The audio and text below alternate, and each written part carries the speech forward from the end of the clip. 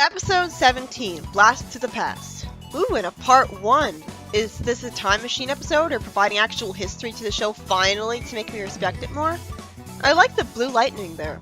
Sonic runs away so fast that it briefly forces his friends to grab a hold to avoid getting swept away by the wind. Sonic distracts the flying machine so that Sally can use a device to shoot a rope across to a wall, letting some muscular Mobians climb over the rope. Why can't Antoine use a device like that on a regular basis? With tools, he'd be really useful. She counts down, and the city starts glowing briefly, and a building has its lights on. Sally looks through infrared binoculars at something important, and then a door closes on Sonic. Why can't he spin dash his way through with Sonic speed? How tough is that metal? Sonic tells Sally he was too late, and they took him to the roboticizer. Bunny gives Sonic the binoculars, showing him that they're already roboticized. Sally blames herself, saying she should have posted guards. Dulcie reasons that they couldn't plan for everything. Sonic lampshades that they should have taken down Robotnik a long time ago. By killing him? No, that'd be smart. Then Dulcie suggests them going back to when they were 5 to take down Robotnik with the Time Stones. So Time Stones for Sonic CD are fine, but not any Master Emerald. Still, the Time Stones, I'm impressed. If Robotnik's been in power since they were 5, how has he not destroyed them all already? Like for the pilot, he made a plan to destroy the Great Forest. Why hadn't he succeeded in that a long time ago if they weren't heroing until recently? It would have made a lot more sense if he had gone to power a lot more recently. Dulcie flies Sonic and Sally through a bunch of pink thunderclouds. Sadly, she crashes into something and falls, with Sonic insulting her landing. I don't get why the writers put her through so much slapstick. Also, Dulcie brought them to a floating island. But I heard we would never meet Knuckles in this show, so I guess he's dead. Dulcie is useful by taking a deep breath and blowing away the pink gas. She hangs from a tree branch to randomly take a nap. I wonder if the branch will break. Sonic's psychic enough to know he's being watched by a gargoyle with glowing red eyes. Sonic runs from the gargoyles with Sally. Fortunately, Dulcie's woken up immediately by one of the gargoyles. I like her voice, by the way. It's sassy. It reminds me of a friend of Angelica's from Rugrats. Sonic jumps over a cliff with Sally. She snarks, "Why didn't I think of this?" which impressed me as a line because normally that's said seriously. Dulcie is useful again by flying to their rescue. Sally thanks her and isn't grateful at all for Sonic's plan, even though it worked perfectly fine. Then they find a room with a bunch of bizarre staircases like an MS group painting, or however you pronounce it. The camera tilts around to try to give off the effect better. Sonic pulls out a paper on the wall and they get pulled into a waterfall, sending them through a literal time stream. And the lights go out in a floor with checkerboards briefly. Then they meet the keeper of the Time Stones. They need to solve a riddle to use them. This is impressive. They bothered to be really original with Time Stones. A modern Sonic continuity would just have a straight Sonic CD adaptation. And they could have easily made the floating island in this episode Angel Island. Sally and Sonic grab onto a glowing artifact, and Sally says they should focus on Palace Mountain 3234. Wait, that's the year. But Nicole said that 1600s was just a century ago or something. So I guess they retconned the year that the series took place in really quickly. Anyways, Sonic briefly thinks of a chili dog, and basically this ends up screwing things up, because they want it to work to a week before the coup. They end up briefly getting greeted by some swap-outs and flying machines who tell them to have a nice day. They see Mobotropolis with green grass and a beautiful fountain. The buildings look nice too. What I hate about how misleading this episode is, why did they bother having this episode if it's obvious that the heroes won't be allowed to succeed in their mission to defeat Robotnik? If they did, it'd end the series.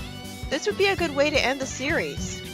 After some horrible filler where Sally and Sonic immaturely argue because Sonic burped, where the only good thing about all of this interaction is Sally's young design, Chuck tells them to play outside. I briefly misheard him calling them assholes and not rascals because I was typing so loudly. And I have the video at max volume. The king calls Robotnik a hero for winning the Great War, and he pretends he's humble. The king, just like in the comic, makes him the Minister of Science and approves his plans to dismantle the military. So he's brain dead here too. And even more so because Robotnik had evil black and red eyes, even back then. Also, I liked the idea that Uncle Chuck was the former Minister of Science in the comic. Who else was it before him? Sally tells Chuck in the past what the future will be like. Sally was just complaining in the present about how time travel breaks physics, and back then I thought she would be complaining about paradoxes. This is a paradox. Chuck explains that he made a roboticizer, which was supposed to make older people live longer, but when a roboticizer was changed to remove free will, he destroyed it. Chuck finds out Julian stole the files by sending them to the War Minister. Then Sally meets her younger self, and she's smart enough to lie that her name is Alicia to avoid paradoxes, while Sonic lies to the younger Sonic that his name is Juice. The two of them get along well, talking about speed. For once I agree with Sally, they are immature. As I think about how much time Sonic is wasting back in time by not just running all over to find Julian and killing him, or at least bringing him to a cell. He gets a chili dog with his, well, not son, but younger self.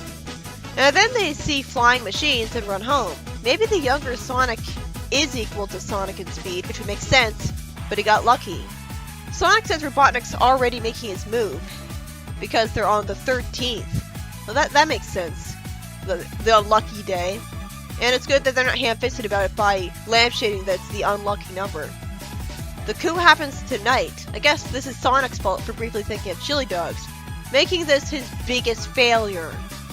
The younger selves are being kept in the dark, of course, to avoid a paradox. Rosie shows up with the kids running inside. Good, I was wondering if she'd ever show up. Chuck says to Rosie that she should take the kids to Knothole through the escape tunnel if anything really bad happens. Robotnik tells Snively, who has hair, that he wants all engine tests completed. Snively says the P-Spots need laser weapons. Robotnik surprises Snively by saying that Mobotropolis will just be his. So this properly explains why Snively worked with Robotnik. He didn't know that Robotnik would have all the power and be in charge of him. But you think, I guess he didn't know his uncle very well then. The younger selves say that something's going on and they should figure stuff out. Why is Antoine even coming along with them? He's supposed to be a coward. Nothing's forcing him to come along. Sally sheds tears, Sonic comforts her, and Chuck says that the king will see them now. I'm guessing he'll be an idiot and not believe them, as they go into the room holding hands. Antoine screws up as usual by getting stuck to a bush, and the younger selves see a flying machine land, and send some evil SWAT-bots out of them to flank the palace. Then they find the younger selves and plan to imprison them. Sally better show the king Nicole, because that would prove... Oh good, he believes her because he recognizes her and sees the royal signet, or signet, and asks her the secret family motto. So, I guess he doesn't have any cousins in the family, or nieces. She sheds tears hugging him. Since the heroes came too late, I guess that's why Robotnik will take over anyways to make the whole story worthless. Well, except for the very valuable thing in providing history and world building. But since I already saw this history in the comic, I'm not impressed.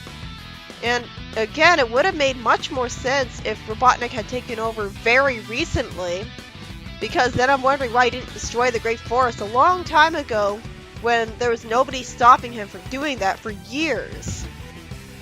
I mean, maybe if the heroes had been sent forwards in time, then that would have made sense, like in Fleetway.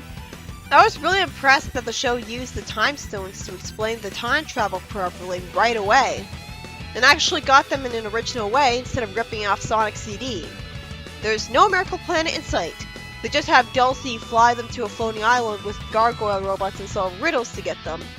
Dulcie was useful in this episode by blowing away all the pink gas and flying them to the island in the first place, and saving their lives when Sonic ran them off the island to avoid the gargoyles. And the rest of the episode provides good history to the show, making it more respectable. Sadly, it's all filler from there, with the younger selves and everything, as the heroes just waste time instead of Sonic instantly running all over the place to try to find Julian, which would be the logical thing that anyone would do with speed.